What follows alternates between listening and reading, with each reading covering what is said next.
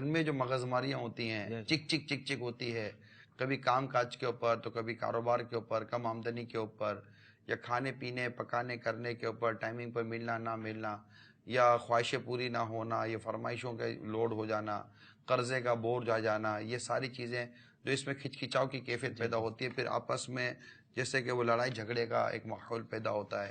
اور اس کی شاید اگر علامت یہ کہوں کہ آپ کا دل ہی نہیں کرے گا کہ میں گھر جاؤں، صحیح، آپ کا دل نہیں کرے گا کہ میں دفتر میں جاؤں، یا جاؤں گا تو یار بس مغز ماری ہوگی. آپ باہر رہیں گے، اندر جاتے ہوئے قدم بھاری ہو رہے ہوں گے، گھر میں جاتے ہوئے قدم بھاری ہو رہے ہوں گے. یہ ایک فزیکلی، ان کو ہم میڈیکلی طور پر اگرچہ نہ صحیح لیکن ایک اس کو فزیکلی علامت کے طور پر لے سکتے ہیں.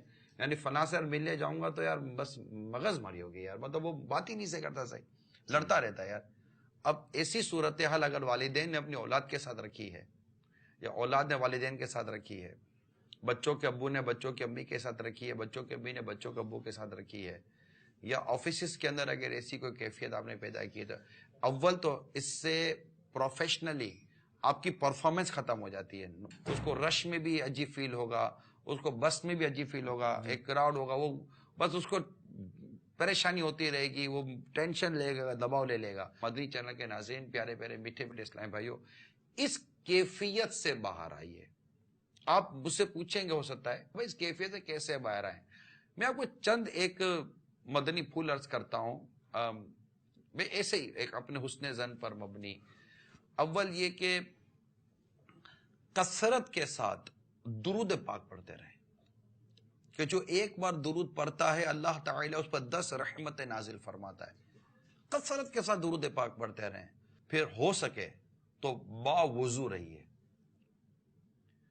5 نمازیں پابندی کے ساتھ پڑھیں. بہت ساری چیزیں آپ کی توجہ ہٹنے سے، مسجد میں جانے سے، پھر قرآن کی تلاوت کی طرف توجہ کریں. یہ ایک مسلمان کے لیے میں کوئی ایسی بات نہیں کر رہا ہوں کہ مسلمان کو ایسا لگے کہ یہ کہ آپ کر کے دیکھیں. آیت کریمہ کا یہ ترجمے کا میں خلاصہ عرض کر رہا ہوں کہ دلوں کا اطمینان یہ اللہ تعالیٰ کے ذکر میں، ایک قلب کا جو اطمینان ہے نا، یہ آپ کے ذہن کے اطمینان کا بھی سبب بن سکتا ہے. اسی طرح مدنی قافلوں میں سفر کر جائیں انشاءاللہ تعالیٰ. تھوڑا سا آپ ڈاکٹر صاحبان صاحب رائے لے لیجئے، اگر میری اس بات کو اگر یہ تصدیق کرتے ہو کہ جب آپ اپنے اس ماحول سے نکلتے ہیں، اس انوائرمنٹ سے نکلتے ہیں جہاں پر یہ بہت ساری چیزیں ہو رہی ہوتی ہیں، تو یہ چیزیں آپ کے علاج میں بہت زیادہ مددگار ثابت ہوتی ہیں. جیسے عموماً ڈاکٹر کہتے ہیں کہ تھوڑا تفریح مقام پر چلے جائیے.